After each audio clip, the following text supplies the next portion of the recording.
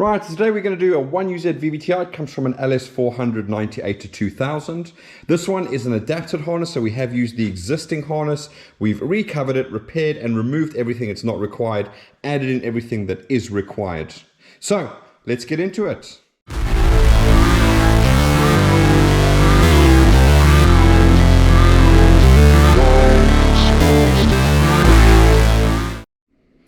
Right, so as discussed, as said, this is a 1UZ VVT-i LS400 98 to 2000. This one in particular is an adapted one, so we've taken the original harness, we've completely stripped it down, removed anything that's not necessary, added everything that is necessary, and this one is for a manual gearbox. You'll see we've removed all of the wiring related to the automatic gearbox. Now then, on the ECU side, we've obviously removed the immobiliser. We fitted the automatic transmission emulator, so this thing will run as it should without the automatic gearbox still connected to it. So that's all sorted. So today we're going to be doing a couple of things. First, we're going to go through the layout of the harness. So Sam, it's nice for you to go through that just so you can see where everything plugs in. Then what we're going to do is we're going to go through all the plugs on the fuse box that are related to you, and we've got all the paperwork down there. Once we've done that, we're then going to jump into the testing. So that's going to involve some testing just with the ignition on, and then some testing with the engine actually running, so you can see that everything is running nice and smoothly and there are no issues there at all. Okay, so let's jump into the layout, starting right here at the ECU itself. Now, very nice and simple. You've got your two plugs there that are related to your actual engine harness. Then you've got your 4 pins plugs there, and they are just on their own separate harness, and they go directly into the fuse box over there. Coming out the harness over here, we have all the powers and everything required for the engine harness itself, and they go into this plug over here.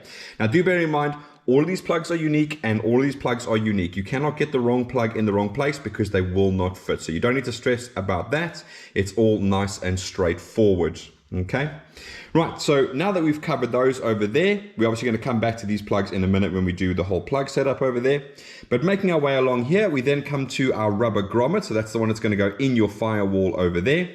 Moving up along there, and then we get to the first piece of plastic framework that keeps the harness in its place and routed nicely. Now, there are 3 mounting points for this particular piece of plastic at the back. The first one is over here, so that's nice and simple. The second one is over there, if you can see where my finger is over there. And the third one is over there. So you should have all these bolts either readily still put in your engine when you took the harness off, or not, you'll just have to find some little bolts for that one over there.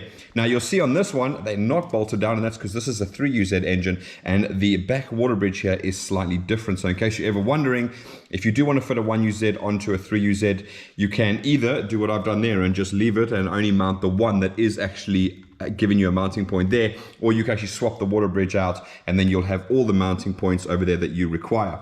All right, so we're going to go up through there all the way down to the front, then we're going to come back, and then we're going to pop around there. So straight out of this piece of plastic, we're going to come along here to the second piece of plastic that holds everything together. Okay, this mounts over here and over here. So there's your second bolt over there. So again, nice and simple and straightforward. In this particular piece of plastic, we've got the first breakout over here, which goes to injector 7 and coil 7. Now then, when you're looking at the engine, you're always looking from behind in terms of which is the left and right bank. This is the left bank, that is the right bank. Left is odd numbers, so that's 1, 3, 5, and 7. Right is even, so it's 2, 4, 6, and 8. Okay, so I'm going to go through everything as I go along, but just a little heads up so you guys know exactly what's going on. Right, moving along, the next breakout point over here, you've then got injector 5 and coil 5 coming out of there. Moving along towards the front here, and the next breakout has 3 sections to it. One is the cam sensor for the left bank. Then you've got injector 3 and you've got coil 3 over there. Then we move to actually come out the front of the plastic section over there. Then we've got our little noise filter over here. So you have something similar to this on either side. I think, no, just this side on this one over here. And then that just plugs directly into that over there. All right, you'll see there used to be a plug that comes out here for a little VSV that can disappear. So that normally is bolted around here, and it runs a little pipe sort of, I think, to about there. And you can remove all of that and just blank that off on that particular one over there. All right, moving along, we're going to break out here again towards the front, and that's going to be to injector 1. It's going to be to coil 1. A little section is going to run across the throttle body over there to the pedal position sensor over there. That plugs in over there. Then we've got the oil control valve, that's for the VVT-i, and that's on the left bank over there. Then we've also got the TPS, because you can see the plug goes in there, but it actually goes down to the TPS sensor, which is underneath there. You can see the little harness run across there. So they just subbed the harness basically to that, because it would be impossible to get to the plug underneath there when everything is obviously bolted down. Right, so I think that's everything on this side over here. Then the harness is going to move down underneath the throttle over here, break out here to go to the cam sensor in the front. This is the drive-by-wire plug, so it contains the 2 wires for your drive-by-wire motor, as well as the magnetic clutch that engages the drive-by-wire motor. Then you're going to move down along here, and you're going to notice there's 2 holes over there and there. You should have clips in there, and that'll then obviously mount the harness there nicely, keeping it out of the way. It's going to come down to about here. Now, you normally have an aircon pump here. Probably not. Most of you guys don't run aircon in the UK, but that's where the aircon pump would be. There's a little hole at the top here that you can fit everything through.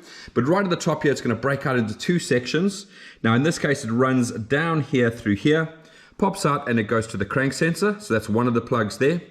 Then lastly, we've got the section that we've added in, which is the oil pressure switch. Now, as you are on LS400, this is actually going to be over here, and this pressure switch is going to be facing back over there. That's why we split it up at the top here. So you can take it through here, run it down the back, and go in there. All right. So that's that section over there. Nice and simple and straightforward. Nothing too major there. Coming back to the back over here, I'm going to stay this side because there's a couple of sections that come out the bottom over here. Then what we'll do is we'll move over to the other side over there. Okay. First thing that pops out over here is going to be your earth strap. So you'll see there's an M8 bolt over there. Now, you'll actually have an M6 hole over here, but that's not used on the 1UZ VVT-i, that's only used on the 3UZ, okay? So that's over there. Next up, we're going to go down along here, and you're going to see your lambda sensor plug, which is just over there, okay? Now then, guys, there is a metal heat shield that goes between the exhaust and that lambda sensor plug. So I urge you guys to please refit that in there, because that's the only thing that's keeping the heat from the exhaust away from the plug. It's not going to last very long if you remove that heat shield. So please make sure that is there.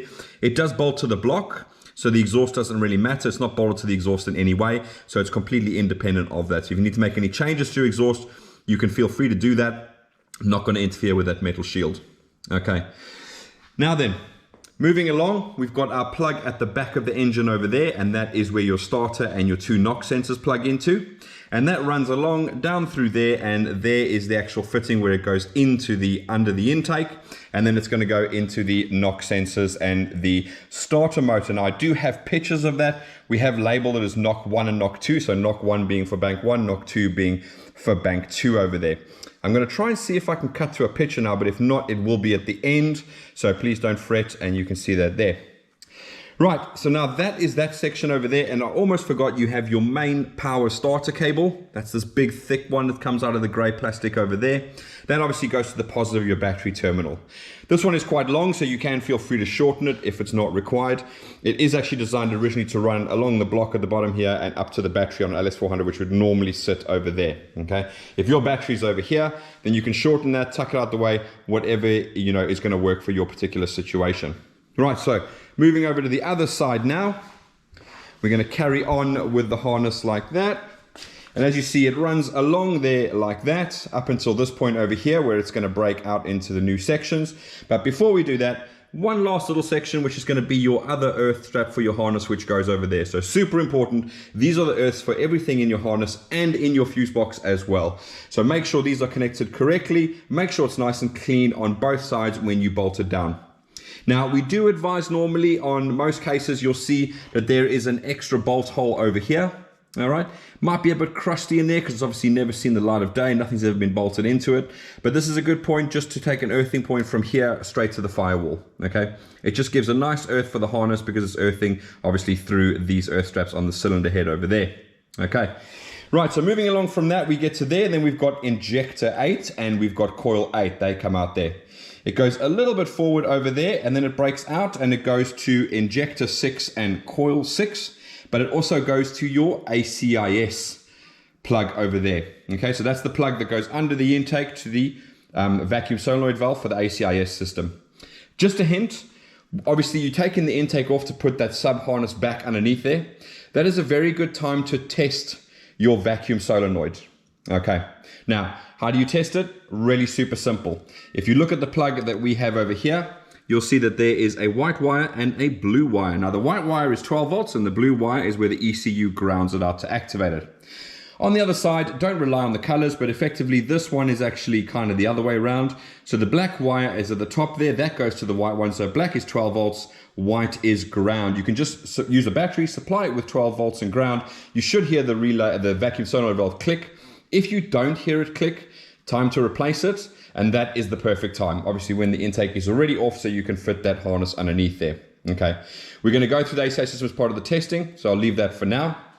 Carry on with the rest of it. Then the harness is going to move along forward to about there, break out over there again, and that is going to go to your cam sensor for the right bank, injector 4 and coil 4. Okay, it's going to move along a little bit more. Now you can see there are mounting points over there with little screw holes over there, so you can mount the harness and clamp it down over there. But coming over to here at the front, it's going to break out to injector 2, coil 2, the oil control valve for the right bank. It's also going to break out to the coolant temp sensor, which lives down here. Another section that we have available, which breaks out a little bit further, is for temp. Okay, now this is to fit your own gauge in, just a single wire over there. You'll see down here that I fitted actually a 1UZ non-VVT-i temperature sensor because it bolts directly in there. Now, that does not mean that it'll work for your particular setup. Obviously, if you're using a standard vehicle gauge, the best advice I can give you is just get the temp sensor that works for that gauge, fit that in there or wherever you can, and you can use this wire to attach to it, and that comes through at the fuse box over there, which we'll go through in a minute. Right, coming a bit further along, and then we're going to break out to go to our mass airflow sensor. So remember, 1UZ VVT-i for the LS400 98 to 2000 uses this style of airflow meter. Okay, it looks like a bullet, so I call it the bullet style one. Right, it does not use the small one like on the 3UZ, and the wiring is completely different. If you plug this into a small one, you're only just going to blow up the intake air temperature sensor, and vice versa. If you've got a 3UZ and someone hands you one of these, then it's the wrong one, and if you plug it in, it's going to blow up the intake air temperature sensor. Okay, now this isn't too bad because obviously this is quite different. You have an LS400 and you have an LS430. Okay, difficulty comes actually on a GS300 because they, prior to 2001 models, had this style airflow meter. The after 2001 models had the smaller style airflow meter. Okay, so if you've got a GS300, please take note of that. You must make sure you get the correct mass airflow sensor. Right, and the harness is going to carry on down to the bottom here. Then we have our next section that we've added in, and that is your alternator plug. So that is the 3-pin plug that goes in the back of the alternator. That is all labeled for you as well. Then lastly, it's going to pop down over here, and it's going to go to your lambda plug over there. Okay, I hope this is lighting up nicely. It looks pretty dark, so hopefully you can see that. But there's your little plug over there, and that goes down there. Right, so that is pretty much the entire layout of the harness. Super simple to install. If the engine's not in the car, even easier because you don't have to worry about getting anything in the way. But basically you just drop it on, bolt down the plastic sections, work your way around and start plugging everything in. Okay, so Sam, hopefully that's super helpful when you come to refit everything, and obviously you know exactly where everything goes. And like I said, we have removed items that are not required. So in other words, like this vacuum solenoid valve, the bolt on here, you can remove that, blank out the hole over there, no problem at all. We've obviously removed all the automatic gearbox wiring, so there's nothing coming out there in relation to that, so that's all nice and neat. Okay, now that we've done that, what we're going to move next into is obviously testing the individual items. So I'm going to get that ready, and I'll pop back in a minute, and we'll start doing that. Okay. Right, nearly forgot about the plugs in the fuse box, so I'm just going to go through those now quickly. Right, so there's only one plug that's relevant in terms of what is going to be wired into the vehicle, so that's the one we're going to go through now. The 6-pin plug over here just has the OBD2 connector on, so there's really nothing to worry about there at all. Right, so starting from the top, we've got our thick 14 gauge red wire, and that is your permanent 12 volt supply. Now I must stress, when I say permanent, I do mean permanent.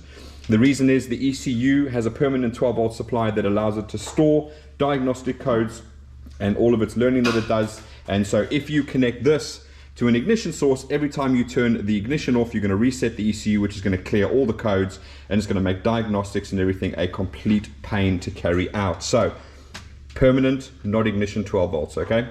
Second one is black with a yellow tracer. That is your start signal. That requires 12 volts, okay? So you can take that from the back of the key barrel, or you can take it from a switch, which you've supplied the other side with 12 volts. So again, apply that with 12 volts, and the motor will crank over and start. Next up is the yellow with the green wire, which I've got connected to our little device here so we can get some temperature reading on the dash over there, okay? So that's just connected to the single wire that we showed you over here, okay? And that is then able to you to take it inside your dash and obviously connect it to whatever cluster or temperature gauge device that you want to use, all right? Number 4, that's gray 16 gauge wire, and that is for your fuel pump, okay? So the fuel pump is controlled by the ECU, all right? And obviously this is the 12 volts that goes to the fuel pump. If you feel like you need to have a bigger fuel pump, or you feel that 16 gauge isn't going to be enough for your requirements, then please feel free to take this to a relay by the fuel pump and just use this as a 12 volt trigger for your relay to activate the fuel pump. All right. Then we've got number 5, which is yellow with a red. You can see it over there where my finger is. We've got it connected to our cluster over here, and that's going to show us the check engine light when we turn the ignition on over there. Okay. Then I've got yellow, which is this one over here, and that is the tacho signal or the rev counter signal. Now that does come from the ECU, and it gives a 4-cylinder signal, not an 8-cylinder signal, so do bear that in mind.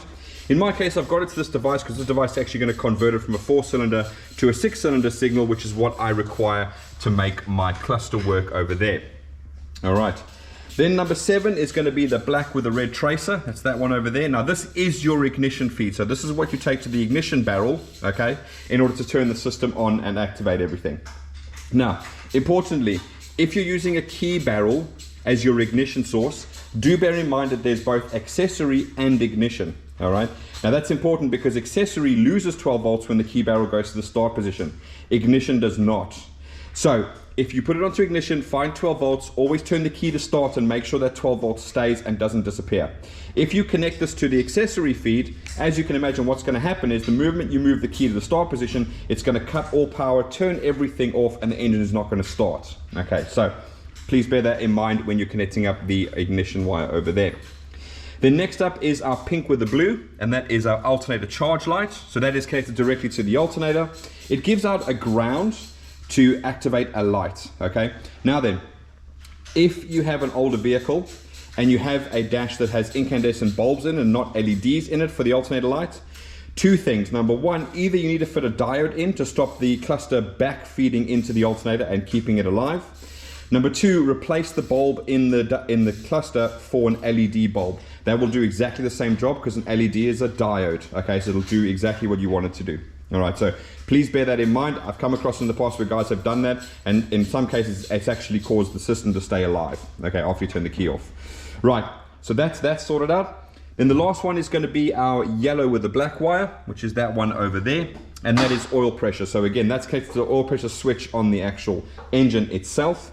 Now I've got it connected to our box so it can communicate via MPX, and we'll have our red oil pressure light coming on there as well as the check engine light when we turn the ignition on in a minute.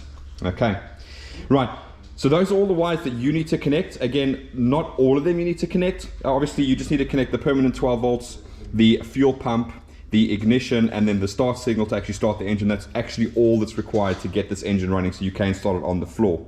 And as I said, obviously we do have the check engine light in the fuse box over there just in case you want to do that. All right.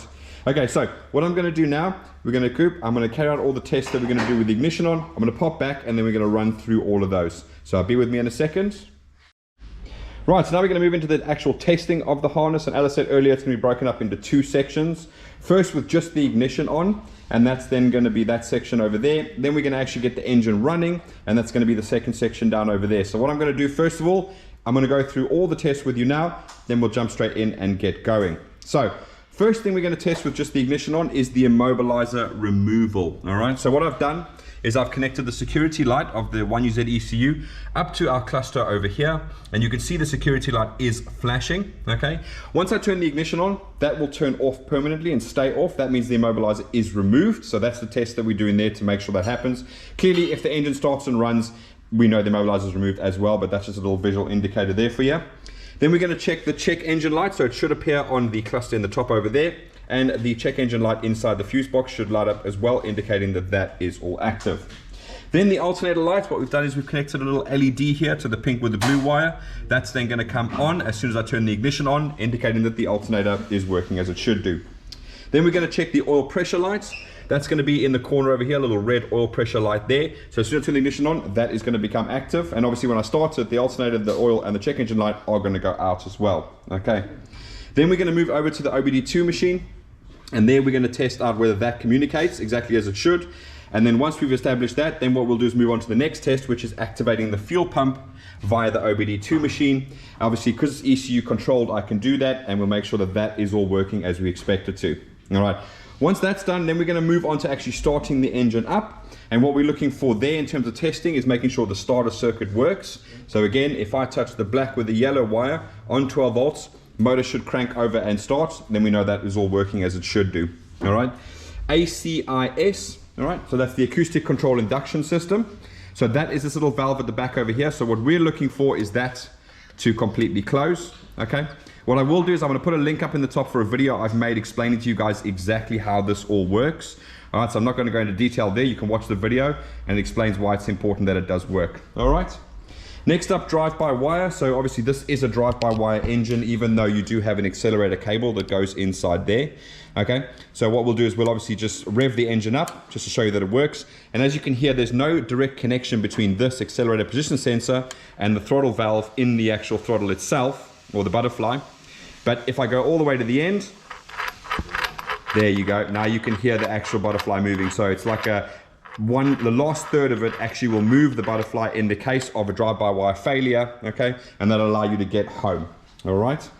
Okay, so that's going to be the drive-by-wire. Then we're going to test the VVT-i solenoids. That we are going to do with the OBD2 machine. So again, we're going to go in there. It's going to cause the cams to retard, so it's going to end up with a very lumpy sounding engine, okay? Then we're going to test the tachometer. So what we're looking for is the signal to come through onto the cluster here, and we should see it giving us a signal there. Then I'm going to go around and I'm going to unplug each injector one by one, all 8 of them, and I should hear a misfire on every single cylinder to indicate that they are working exactly as we expect it to. Then we're going to come back and we're going to look at the coolant temp, and what I'm going to do before we get to this running part, I'm actually going to warm the engine up so we can see that coolant temp coming through to make sure that's working. And then lastly, we're going to go into the diagnostic codes. I'm going to show you, because there's 2 ways of reading codes on this, both with an OBD2 machine as well as with the fuse box. So I'm going to go and show you guys exactly how that works. Okay, right. So to get started with putting the ignition on and doing all of those tests, I'm going to then connect the black with the red wire to 12 volts. And as I do that, you're going to see that everything is going to come alive. Now remember, most importantly, the first test is going to make sure that the security does go out. So I'm going to try and hold the camera on the security light, and as I connect it, there you go. So you can see the security light has gone completely out, so we know the immobiliser is removed. Next up is the check engine light, and you can see that's come on over there in the corner. Also the LED in the fuse box has come on, so we know that's working as it should do. Oil pressure light, you can clearly see that down in the corner over there, the little red oil pressure light, so that's working exactly as we expect it to. Now we're going to move over to the OBD2 machine. And I've already actually gone into the system, so you can actually see we got some data in there, okay? But just to show you, I'm going to go into function, I'm going to go into system select, or when I do that, system select, and you'll see it picks up as an LS400, okay? So we are super happy with that. Now I just need to plug in the fuel pump quickly over here.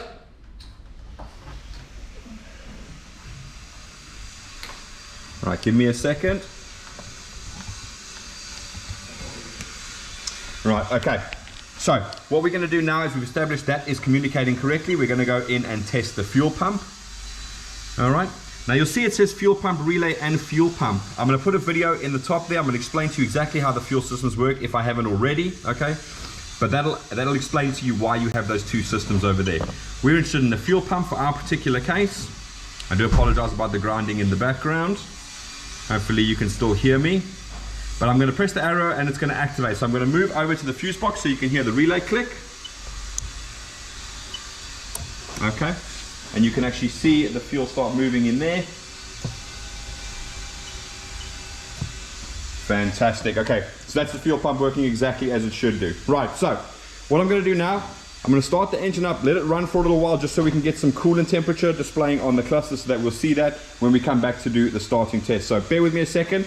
I'll be with you in a minute. Right, so I've ran the engine for a little bit just so we can get up to temperature so you can see the coolant temp on the dash over there. So Quick recap of what we're going to do, nice and quick. We're just going to start it up. That's testing the starter circuit. We're going to pop over here and make sure the ACIS valve is working. We're then going to go and rev the engine via the throttle over there.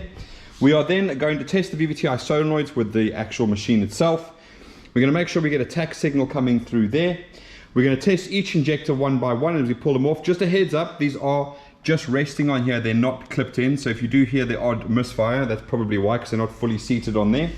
Okay. Then we're going to check the coolant temp over there, and then we're going to go through all the diagnostic codes for it. All right. So without further ado, I'm going to get my ear defenders on, put the ignition on, and then we're going to fire her up for you guys. All right. Okay. So ignition on. Right. So everything is active. We're going to take our yellow with the black with the yellow tracer wire in 3, 2, 1. Right, so starter circuit, all okay. ACIS valve has gone down, all okay. Drive by wire.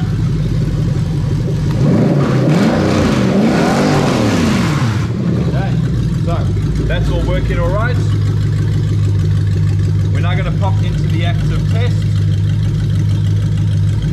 We're then going to go down to VVT-i control, bank number 1.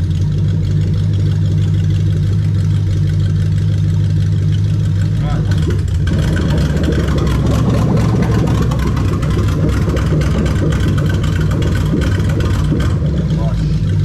Right, let's go into bank number 2.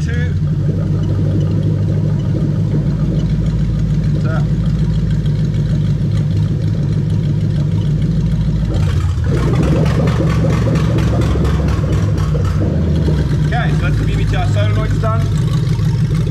You can see we've got a tacho signal coming through. That's all great. Then we're going to do the injectors. Okay, so we're going to start on this side here. We're going to go with number 7, number 5, number 3,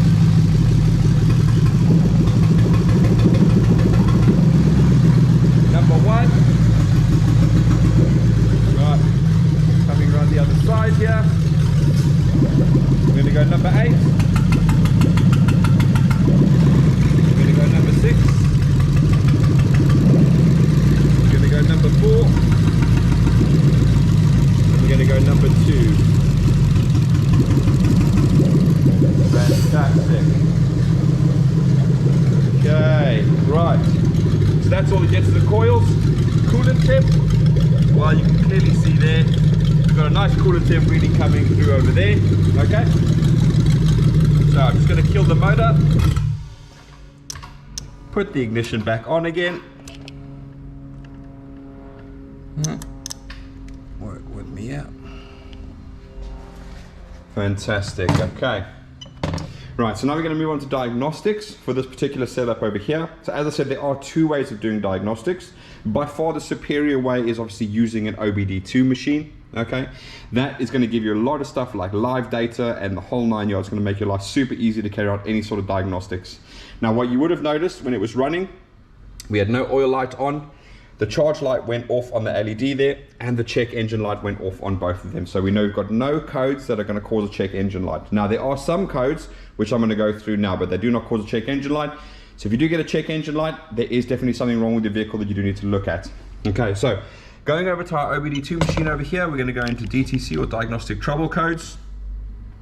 And you'll see we've got 5 codes in total. We've obviously got bank 1 sensor 2 and bank 2 sensor 2. So those are the oxygen sensors after the catalytic converter.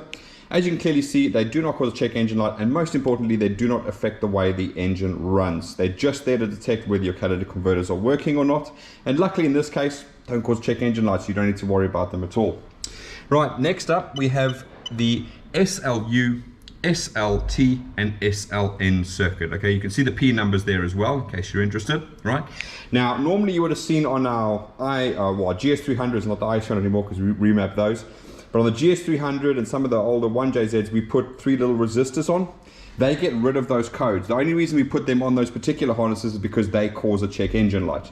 Those codes do not affect how the engine runs. The ATEMU takes care of all the signals that are relevant to make the ECU run correctly without the automatic gearbox.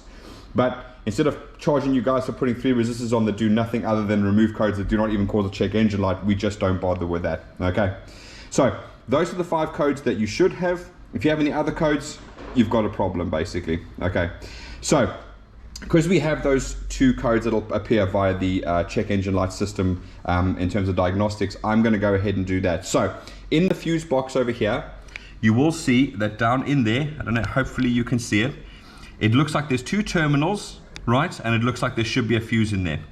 There shouldn't be a fuse in there. That is how you're going to read diagnostic codes on the actual fuse box without an OBD2 machine. Okay, so what we're going to be looking for is code 27 and 29. So that's that 2 at the top there. So that's your bank 1 sensor 2 and your bank 2 sensor 2. All right, so how do you do it? You have the ignition on. You sit here with your fuse box. You can take your fuse puller that we got over there. You can pull this 5 amp fuse out over here in the corner. So I'll just do that now. Okay, got my fuse. As soon as I bridge it into this one, it's going to go into diagnostic mode and you're going to see the check engine light start flashing. So I'm going to do that now. And there you go. So you've got 1, 2, 1, 2, 3, 4, 5, 6, 7, 27. And we got 1, 2, 1, 2, 3, 4, 5, 6, 7, 8, 9. Okay, that's 29. Nice long pause. And then it's going to go back. I'll show you on there. So it's got 1, 2, 1, 2, 3, 4, 5, 6, 7. All right. So you can see what it's basically doing is, I'm going to take that out over there. The check engine light will come back on solid. Okay. Put our little fuse puller back in there. Okay. So all it'll do is it'll go through the codes and it'll have a long pause and then it'll cycle again. So you see it said 2, 7, 27, 2, 9, 29, long pause, then it goes 2, 7, 2, 9, and it will just continue repeating after that. Okay. Now then, that's how you read it over there, and that's why it's super important to keep the permanent 12 volt supply to the fuse box. If you don't do that, what's going to basically happen is every time you turn the key off, it's going to reset all the codes. Okay, so sometimes a sensor might have a fault for a few seconds. It'll register that fault, your check engine light will come on, it may then go off again, but because the ECU stores all the codes, when you come to check the codes, you'll see exactly what that was. So if you come across another problem, it may give you a code that is indicative of what that issue might be. Okay, so it's really important to make sure that you do keep that permanent 12 volt there, so you keep the ECU actually active all the time. Okay, right, now then, when you bridge that terminal, something else happens as well. Okay, and this is a little trick that you guys can use. But effectively, once you bridge that over there, you go into diagnostic mode and it locks the timing at 10 degrees. Okay, so as you can see down here, we've got 0, 5, 10, and 15. And clearly I've made a mark on the crank there of where the timing is, so you can see exactly where we are. Now, what you can do, instead of pulling all the covers and everything off and whatever, if you have a suspicion that you may have jumped a tooth or something like that and you're not 100% sure, okay, timing light, coil number 1, put the diagnostic thing in there, start the car. Okay, now bear in mind, this is the starter fuse, so if you actually pull that out, you're not gonna be able to start it, so you might need a paper clip or something in there just to get that done. Okay, but basically get it started up, use the timing light, you can see if your timing's at 10 degrees. All right, why is that important, or why am I telling you that? Because some guys I've seen in the past will just take the fuse, or take a fuse out of a paper clip, put it in there and just leave it in there and then shut the lid again. Okay, if you do that, you're going to lock the timing at 10 degrees. It's going to run like an absolute snail. You're going to have no power at all, so please do bear that in mind. Okay, do it for diagnostics, move it out as soon as you are finished what you're doing. Okay, right, so Sam, obviously that is your whole harness tested. We're super happy with everything. What we're going to do is obviously get this boxed up and get it over to you. If anybody else has any questions or would like to know anything, please feel free to comment below. If you want to get hold of us for pricing on something like this, then you can just message us on our Facebook page at Phoenix Engine Management. But thanks for watching, guys, and Sam, thanks for watching, and we'll see you guys again soon. Bye-bye.